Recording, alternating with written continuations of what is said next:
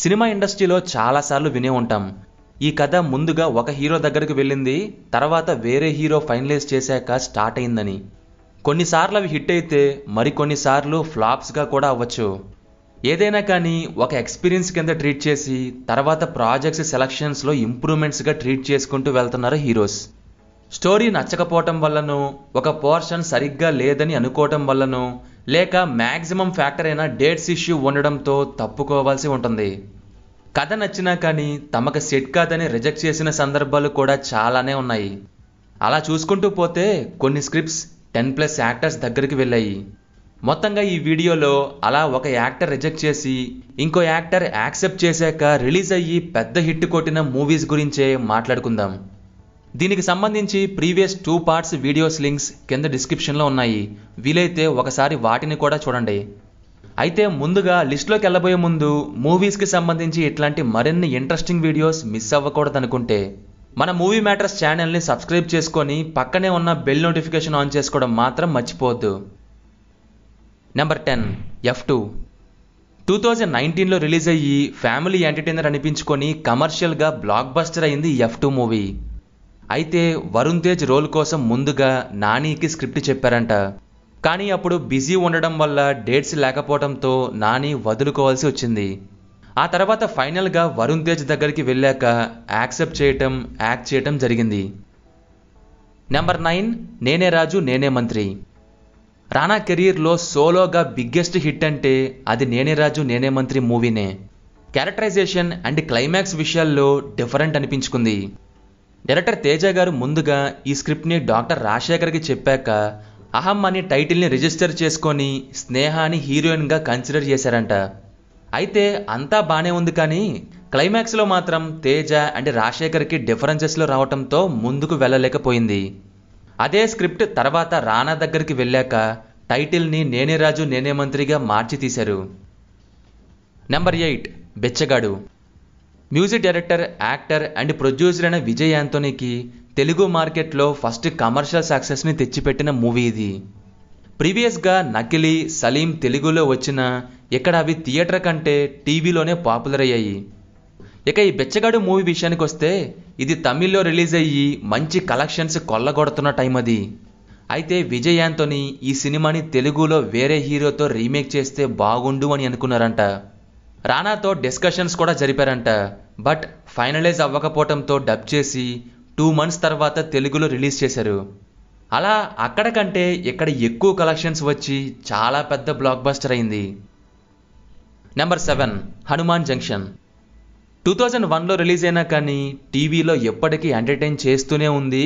Comedy ఆ రేంజ్లో work out అయింది. మరి యాక్చువల్లీ ఇదొక మలయాళం మూవీకి రీమేక్. మీరు కనుక అబ్జర్వ్ చేస్తే సాంగ్స్ అండ్ మ్యూజిక్ కూడా ఒరిజినల్లో ఉన్నవే ఉంచేశారు. మల్టీ స్టారర్ అవ్వటంతో ఇక్కడ ఏ హీరో సెట్ అవుతారు అని వెతకడం కోసమే 4 months పట్టిందంట. ఏ రోల్కి ఇంపార్టెన్స్ ఉంటుందని హీరోస్ ఆలోచిస్తారేమో అని. ఆ టైంలో అర్జున్ రోల్లో రాజశేఖర్ అండ్ జగపతి బాబు రోల్లో మోహన్ బాబు అనుకున్నాక అంతా ఓకే అయిపోయి అడ్వాన్సులు కూడా ఇచ్చేశారు. కానీ మీటింగ్ అయ్యాక ఇద్దరి వర్కింగ్ స్టైళ్ళు మ్యాచ్ అవ్వవని, మిస్అండర్స్టాండింగ్స్ వస్తాయేమో అని మ్యూచువల్గా ఇద్దరు డ్రాప్ అయ్యారు. ఆ నెక్స్ట్ ఏమో చివరికి అర్జున్ అండ్ జగపతి బాబు దాకా వెళ్ళడం, సాఫీగా షూటింగ్ అవ్వటం, మూవీ కమర్షియల్ సక్సెస్ తెచ్చుకోవడం జరిగింది. ఈ మూవీ నుంచి మొదలు అర్జున్ అండ్ జగపతి బాబు అదే ర్యాపో మెయింటైన్ చేస్తూ స్టిల్ ఎప్పటికీ బెస్ట్ ఫ్రెండ్స్గానే ఉన్నారు. నెంబర్ 6 ఊపిరి. లాస్ట్ డెకేడ్లో వచ్చిన one of the best emotional feel good drama. ఈ ఊపిరి సినిమా ఫ్రెంచ్ ఒరిజినల్ అయిన ది ఇంటచబుల్స్కి రీమేక్ అని అందరికీ తెలిసిందే. అయితే యాజ్ ఇట్ ఈస్గా తీసేయకుండా కొన్ని చేంజెస్తో ఈ రీమేక్ తీశారు డైరెక్టర్ వంశీ పైడిపల్లి. ముందుగా కార్తీ రోల్లో జూనియర్ ఎన్టీఆర్ని అనుకున్నారంట. ఎన్టీఆర్కి నచ్చింది, కానీ అప్పుడు డేట్స్ అడ్జస్ట్ అవ్వకపోవడంతో వేరే హీరోని తీసుకొని ప్రొసీడ్ అవ్వమని నాగార్జునకి చెప్పారంట. ఆ తర్వాత ఈ ఆఫర్ కార్తీకి వెళ్ళడం జరిగింది. ఇక సైమల్టేనియస్గా తమిళ్లో కూడా రిలీజ్ చేసి కమర్షియల్ సక్సెస్ తెచ్చుకుంది. నెంబర్ 5 మనసంతా నువ్వే. దేవిపుత్రుడు ఫ్లాప్ తర్వాత ప్రొడ్యూసర్ ఎంఎస్ రాజు గారు స్మాల్ బడ్జెట్లో ఒక మంచి లవ్ స్టోరీ తీద్దామని అనుకున్నారు. కొత్త డైరెక్టర్గా విఎన్ ఆదిత్య గారిని తీసుకొని స్టోరీ చెప్పారు. మొత్తం సరే, బట్ హీరో ఎవరు అనే క్వశ్చన్. ఈ టైంలో వాళ్ళు కలిసింది మహేష్ బాబుని. కానీ మహేష్ బాబుకి గుణశేఖర్ గారి ఒక్కడో మూవీ ఆల్రెడీ లైనప్లో ఉంది. సో బిజీ షెడ్యూల్ వల్ల కుదరదని చెప్పారంట. ఇక మళ్ళీ ఎవరా అని ఆలోచిస్తుంటే వేరే వాళ్ళ సజెషన్తో నువ్వు నేను సినిమా రష్ ప్రింట్ చూశారంట. వెంటనే ఉదయ్ కిరణే పర్ఫెక్ట్గా సెట్ అవుతారని అనుకొని స్క్రిప్ట్ చెప్పడం జరిగింది. ఫైనలైజ్ అయ్యి రిలీజ్ అయ్యాక Uday Kiran hat-trick, directors debut success నుంచి మూవీ కోసం పనిచేసిన ప్రతి ఒక్కరికి మంచి విజయాన్ని తెచ్చిపెట్టింది. Number 4, 100% love. సుకుమార్ గారు ఆర్యా 2 అయిపోయాక ఈ సినిమాని గీతా ఆర్ట్స్ బ్యానర్లో వరుణ్ సందేశ్ అండ్ తమన్నా మెయిన్ లీడ్స్గా ఫైనలైజ్ అయ్యారు. బట్ ఏమైందో ఏమో లాస్ట్ మినిట్లో వరుణ్ సందేశ్ని తీసేసి నాగ చైతన్యాన్ని తీసుకున్నారు. రీజన్ ఏంటో ఎగ్జాక్ట్గా తెలియదు, కానీ వాళ్ళ ప్రీవియస్ లాస్ట్ మూవీ కమర్షియల్ సక్సెస్ని బట్టి చేంజ్ చేశారేమో అనుకుంటా. అంతకుముందు మంచి హిట్లున్న 2010లో వరుణ్ సందేశ్ మరో చరిత్ర సరిగ్గా ఆడలేదు. ఇటుపక్క నాగ చైతన్యాస్ ఏమాయి చేసావే సూపర్ హిట్ అయింది. ఇదో మరి లేక ఇంకేమన్నా రీజనో తెలియదు మరి.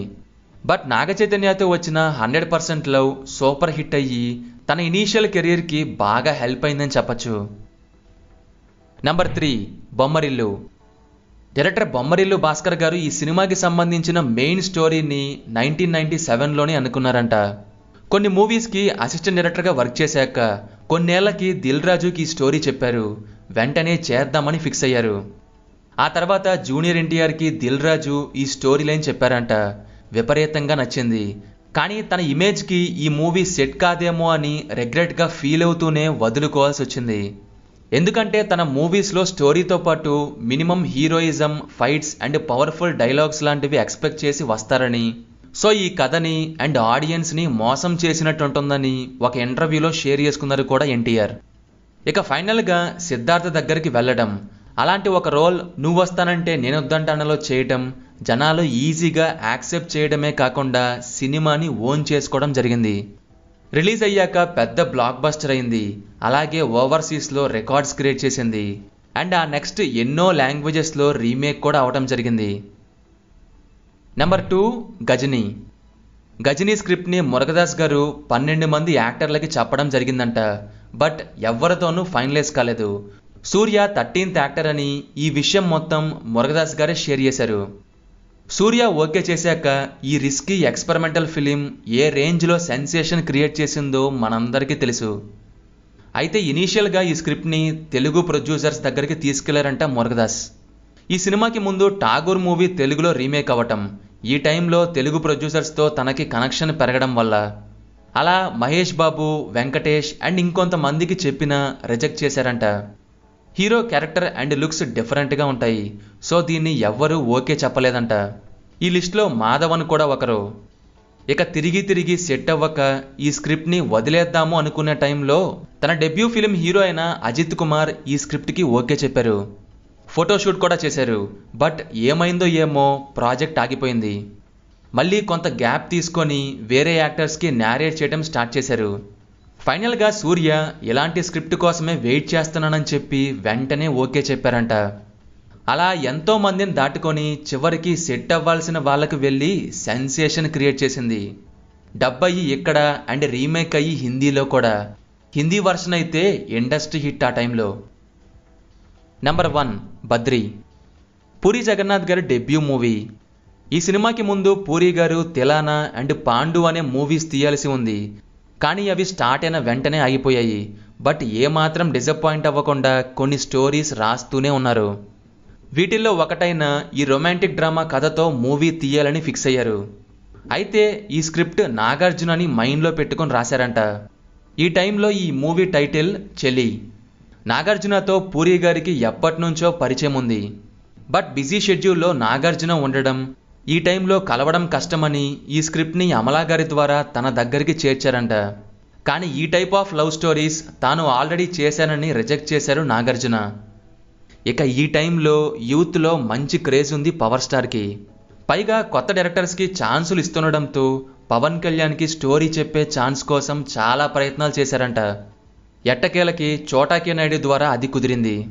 ఈ మధ్యలో చాలా తతంగమే ఉందనుకోండి. చోటాకే నాయుడుకేమో ఇట్లు శ్రావణి సుబ్రహ్మణ్యం స్క్రిప్ట్ చెప్పి అపాయింట్మెంట్ తెచ్చుకున్న పూరి గారు పవన్ కళ్యాణ్కేమో బద్రీ స్క్రిప్ట్ నేరేట్ చేశారు. కానీ పవన్ కళ్యాణ్ ఇవేవి పట్టించుకోకుండా కథని విని క్లైమాక్స్ మార్చమని పూరి గారిని టెస్ట్ చేసి చివరికి మార్చకపోవడంతో అదే తనకు కావాల్సిందని వెంటనే ఓకే చేశారంట. ఇక తర్వాత రిజల్ట్ ఏంటో స్పెషల్గా చెప్పక్కర్లేదు. సో ఇది గైస్ లిస్ట్.